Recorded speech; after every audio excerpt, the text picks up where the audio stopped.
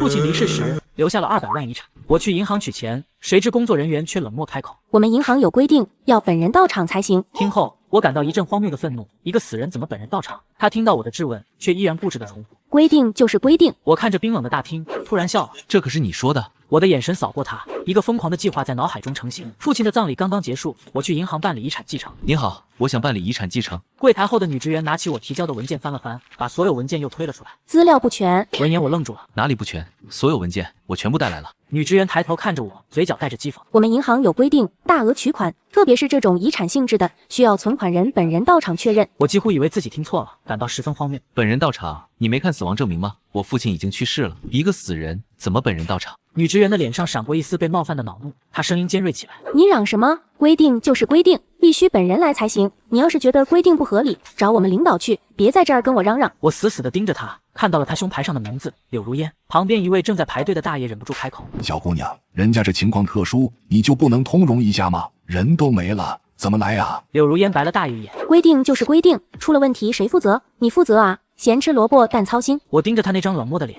突然笑了，一个疯狂的但绝对解气的计划在我脑中瞬间成型。我将所有文件收好，平静地开口：“好，既然规定是本人必须到场，我会带我父亲本人亲自过来。”说完，我转身就走，没有再看他一眼。离开银行，我没有回家，而是直接驱车前往城郊的福安律师事务所。福安律所的负责人李叔是父亲几十年的老战友，也是看着我长大的长辈。我推开门，李叔看到我，起身迎过来：“小傅，你脸色这么差，出什么事了？”我没有客套，将银行里发生的一切原本说了一遍。李叔听完也皱起了眉头：“混账东西，这已经不是业务不熟练了，这是纯粹的坏，是在故意刁难你。”我抬起头，目光灼灼地看着他：“李叔，我想到了一个办法，既然他们要我爸本人到场，那我就把我爸带过去。”李叔震惊地看着我，他大概觉得我疯了。小傅，你先冷静，叔知道你心里有火，但这么做影响太大了，稍有不慎，你就会从有理变成无理，甚至可能触犯法律，比如扰乱公共秩序。所以我才来找您。李叔，我需要您的帮助，我要让我的每一步都走在合法的边界之内。他们不是讲规定吗？我就跟他们讲到底。随后，我将我的计划和盘托出。第一，咨询民政和殡葬管理部门办理遗体临时迁移的合法手续，理由就是银行要求，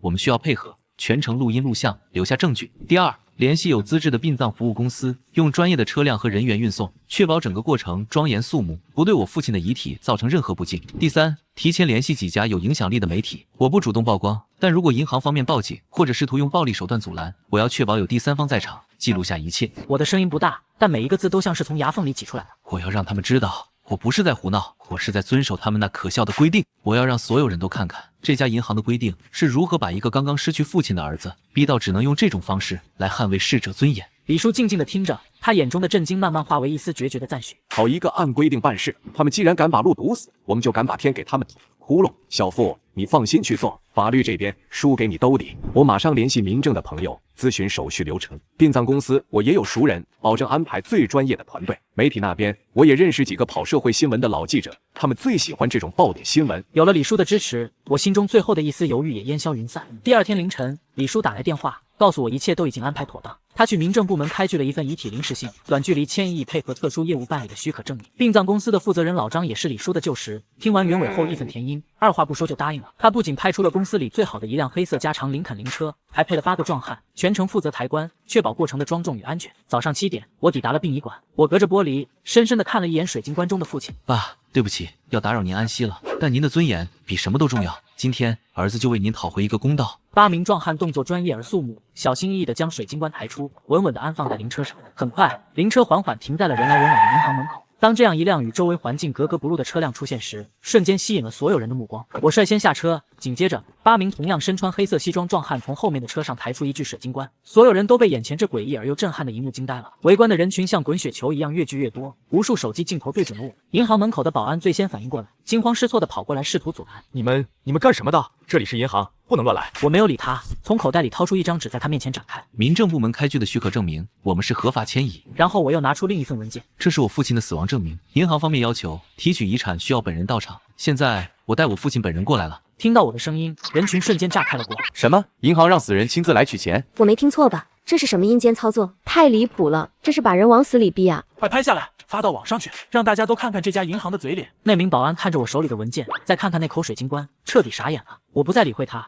对着8名壮汉沉声下令：起棺。闻言，他们稳稳地将水晶棺抬起，一步一步朝着银行那锃亮的玻璃旋转门走去。当水晶棺被抬进银行大厅时，原本嘈杂的大厅瞬间变得落针可闻。所有正在办理业务的客户，所有正在工作的银行职员，全都僵在了原地，目光呆滞地看着这支诡异而庄严的队伍。我走在队伍的最前方，目光瞬间锁定了2号柜台。只见柳如烟的目光死死盯着那巨大的水晶棺，直接吓得从椅子上跌落了下去。我没有理会他的失态，走到大厅中央，对着那8名壮汉挥了挥手。落棺。沉重的水晶棺被稳稳地放在了光洁的大理石地面上，就在大厅的正中央。我转过身，面向整个大厅，声音冰冷而洪亮，确保每一个人都能听得清清楚楚。银行的各位，你们好。昨天我来为我刚刚过世的父亲办理遗产提取，你们的职员柳如烟女士告诉我，根据你们的规定，必须本人到场才能办理。我告诉她，我父亲已经去世了，无法到场。但他坚持说，规定就是规定，所以今天我遵守你们的规定，把我父亲本人给你们请来了。现在可以办理业务了吗？我的话音刚落，整个大厅彻底沸腾了。我的天，他真的把棺材抬来了！这银行也太不是东西了，什么狗屁规定！支持这位大哥，这事儿必须给个说法。客户们群情激愤，纷纷拿出手机对着这一幕疯狂拍摄。银行的职员们则吓得面无人色，有的躲在柜台下面瑟瑟发抖，有的手足无措地看着这一切。就在这时，一个穿着西装、大腹便便的中年男人气急败坏地从里面的办公室冲了出来。他胸前的名牌上写着“大堂经理王浩”。王经理指着我，手指都在发抖。干什么？反了天了！谁让你们把这东西抬进来的？保安死哪儿去了？干什么？反了天了！谁让你们把这东西抬进来的？保安死哪儿去了？他看到了瘫在地上的柳如烟，又看到了周围无数闪烁的手机镜头，脸色瞬间变得铁青。你是谁？赶紧把这东西给我弄出去，不然我报警了！我冷冷地看着他，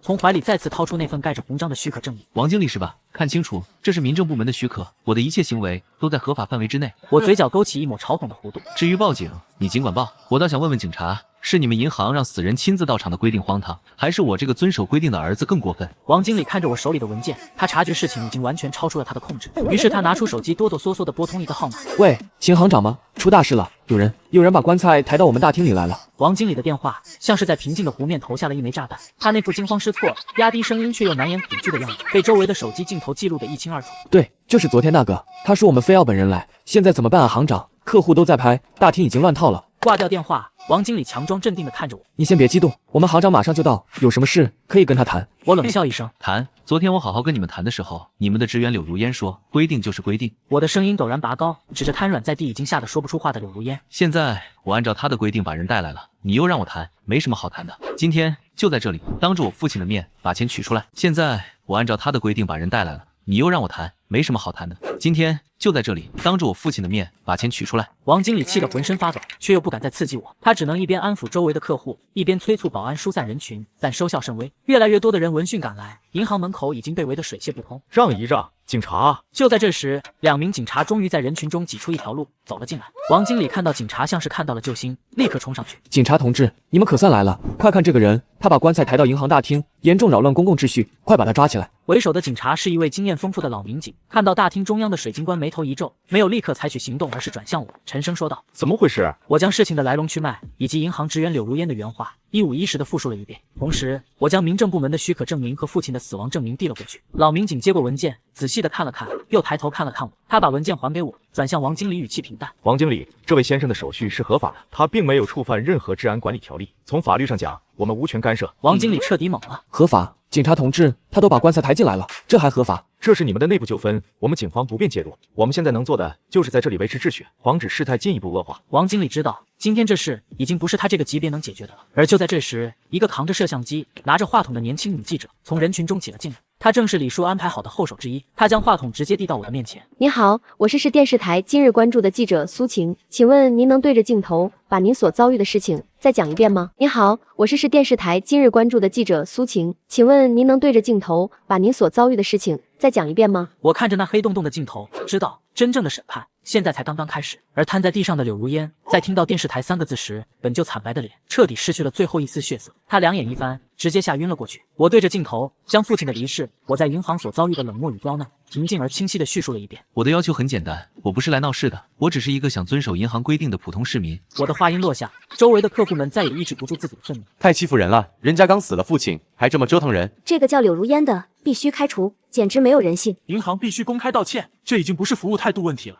这是道德问题。随后，记者苏晴又将话筒转向王经理，毫不留情地追问：“王经理，请问对于这位先生的遭遇以及贵行死者本人必须到场的规定，你有什么解释吗？王经理嘴唇哆嗦着面对镜头，支支吾吾半天也说不出一句完整的话。这是个误会，我们的规定可能有些僵化。苏晴毫不留情地继续追问。僵化。据我们了解，各大银行对于遗产继承都有明确且人性化的处理流程，为什么只有贵行会提出如此荒谬的要求？这究竟是总行的明文规定，还是个别员工的肆意妄为？这个问题像一把尖刀，直插王经理的要害。他不敢承认是银行的规定，那会让整个银行的声誉扫地。他更不敢把责任全推给柳如烟，因为他作为大堂经理，负有不可推卸的管理责任。就在他进退两难的时候，一个威严的声音从银行门口传来：“都给我让开，都给我让开！”人群分开一条道，一个大腹便便的男人在几名银行高管的簇拥下，快步走了进来。他就是这家分行的行长秦寿。秦寿第一眼就看到了大厅中央的水晶棺，再看到旁边扛着摄像机的记者，他的脸色瞬间阴沉的能滴出水来。他径直走到王经理面前，压低声音从牙缝里挤出几个字：“谁让你报警的？谁让你把记者招来的？你这个蠢货！”这种事情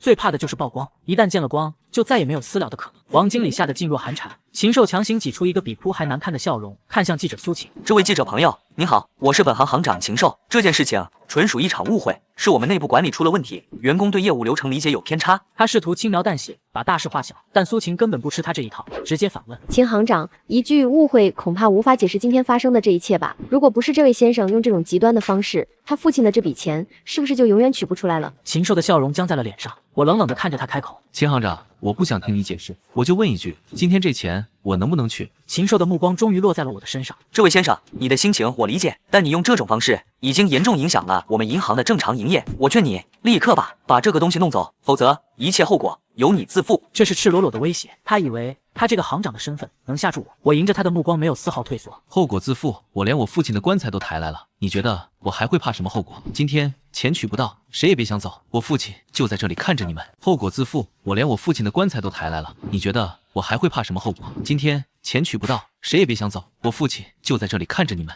我的话像是一记响亮的耳光，狠狠地抽在禽兽的脸上。禽兽的忍耐显然已经到了极限，对我身后的保安队长吼道：“还愣着干什么？给我把他们连人带棺材一起扔出去！”保安队长脸上露出为难的神色。行长，警察还在。禽兽已经彻底失去了理智，指着保安队长吼道：“警察怎么了？这是我们银行的内部事务，出了事我担着，动手！”几名保安交换了一下眼神，硬着头皮朝我们围了过来。大厅里的气氛瞬间紧张到了极点，客户们纷纷后退，生怕被波及。记者苏晴则立刻让摄像师对准了这一幕，准备记录下银行暴力驱客的全过程。那8名我请来的黑衣壮汉立刻上前一步，将水晶棺和我护在身后，形成一道人墙，与银行的保安们对峙起来。为首的老民警见状，立刻上前喝止：“都住手！谁敢乱动？”禽兽指着警察吼道：“这里不欢迎你们，请你们出去，这是我们的地盘。”就在这剑拔弩张、一触即发之际，一个更具威严、带着滔天怒火的声音从银行门口炸响：“禽兽，你好大的官威呀！”众人循声望去，只见一个50多岁的男人在一群人的簇拥下，面沉似水地走了进来。看到这个男人，禽兽的瞳孔骤然收缩，脸上的嚣张和暴怒瞬间消失得无影无踪。他像是被踩了尾巴的猫，声音都在发颤：“赵董，您怎么来了？赵董，您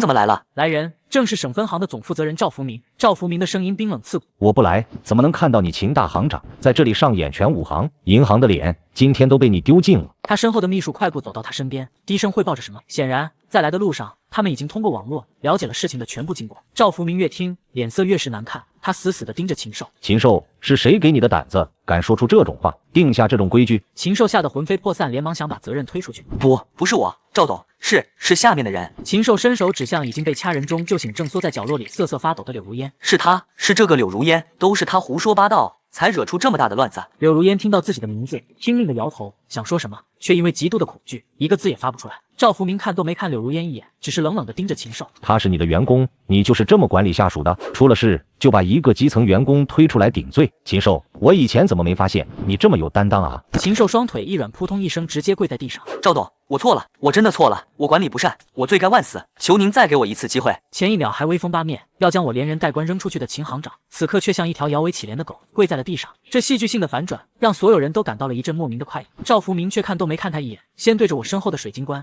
深深地鞠了一躬。这个举动让所有人都愣住了，然后他才转向我，脸上带着无比诚恳的歉意。这位先生，对不起，我代表银行为我们员工的愚蠢、冷漠和不负责任，向您和您的父亲致以最沉痛的道歉。这位先生，对不起，我代表银行为我们员工的愚蠢、冷漠和不负责任，向您和您的父亲致以最沉痛的道歉。赵福明的道歉诚恳的让人意外，我看着他，没有说话。我的愤怒不仅仅是针对柳如烟的刁难，更是针对这个机构从上到下所展现出的傲慢与冷漠。赵福明见我沉默，立刻对身后的秘书使了个眼色。秘书心领神会，立刻上前一步，对全场宣布：经省分行研究决定，即刻起免去禽兽在本行的一切职务，留待后续调查处理。第二，开除职员柳如烟、大堂经理王浩，并列入行业黑名单，永不录用。跪在地上的禽兽听到免职2个字，面如死灰。角落里的柳如烟则像是听到了死刑判决，面露绝望。王经理更是双腿发软，靠在墙上才没有倒下。处理完这几个人，赵福明再次转向我，语气愈发谦卑。傅先生，我知道再多的处罚也无法弥补对您造成的伤害。为了表示我们的歉意，您父亲的这笔遗产，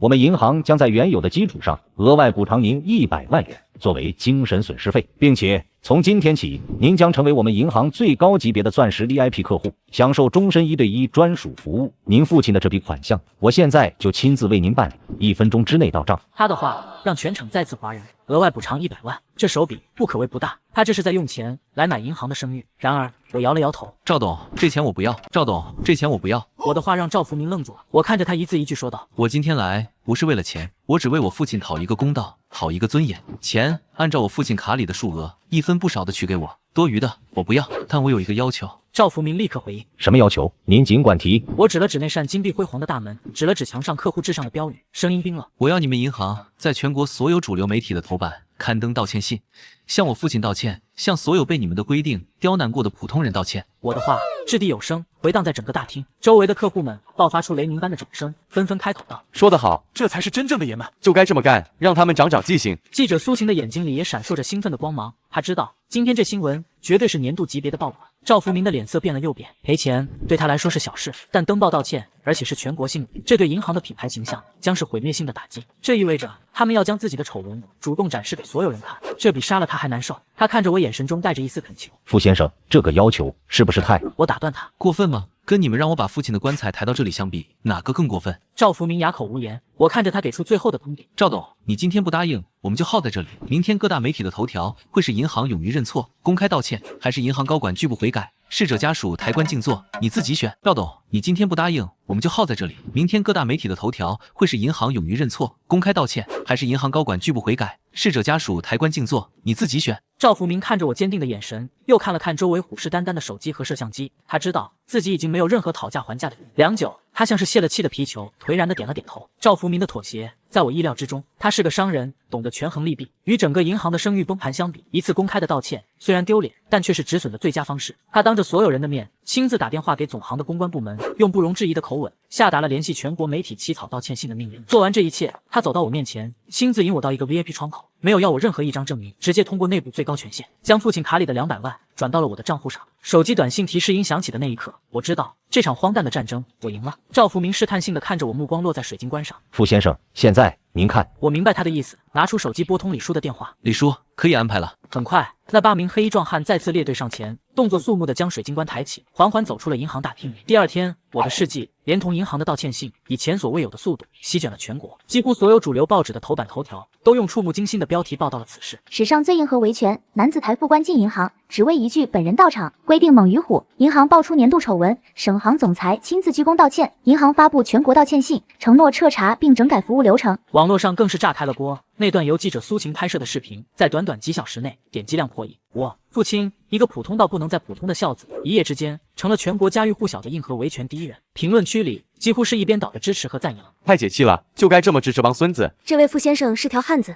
佩服。希望这次事件能给所有服务行业敲响警钟，别把普通人当傻子。这件事过后，银行的股价应声大跌，据说一天之内蒸发了数百亿。禽兽因为涉嫌在职期间的一些违规操作，被纪检部门带走调查，下半辈子估计要在牢里度。王浩被行业彻底封杀，柳如烟的个人信息也被人肉了出来，无数愤怒的网民对他进行口诛笔伐，他成了过街老鼠，不敢出门，精神也出了问题，被家人送进了精神病院。我听到这些消息时，心中没有太大的波澜。当他们将自己的快乐建立在别人的痛苦之上时，就应该想到，总有一天会为此付出代价。我用取出来的钱为父亲选了一块风水最好的墓地。安葬那天，我站在父亲的墓碑前，将那份刊登着银行道歉信的报纸在他面前缓缓烧掉。爸，您的尊严，儿子给您拿回来了，以后不会再有人敢不尊重您了，您安息吧。一阵风吹过，卷起纸灰，仿佛是父亲在天之灵的回应。我的眼眶有些湿润，但心里却前所未有的平静。这场因死亡而起的风波终于尘埃落定，而我也要开始新的生活了。